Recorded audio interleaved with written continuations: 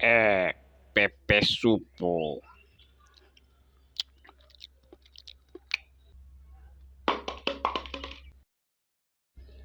Ve pichu, boye tozobebisa mboka.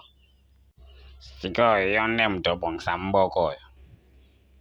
Vie, Kongo eza ya ngai, ya yo, ya biso nyonso. Ya ngai wapi? Nga naozela visa na ngai bima akima mboka oyo.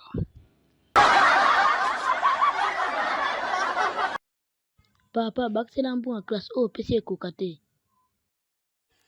Peti biso lo tokolaki boye te oke classe oliaka lelo ozonga.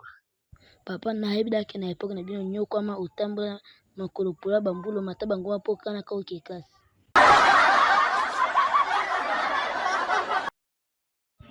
Masa nayebi te so nasala papa biso nini Ve na bino ve pichu asali yo nini? oyebi nde balobaka ennemi na azaka pembeni na yo.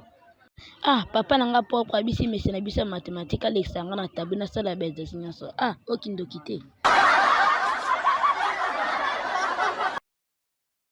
Chérie, me baloba te mbongo esomba motema mwasi te ya solo. Seke eza fobi.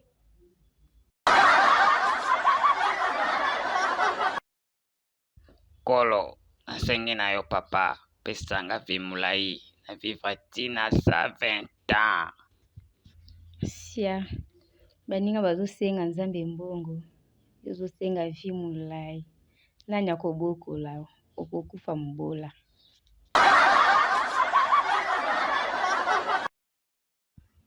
Esprit ya mbongo atake nga utilize nga abize na nga sala nga nyonso olingi. Esprit ya mbongo, esprit ya badolar kota na nkati na ngai.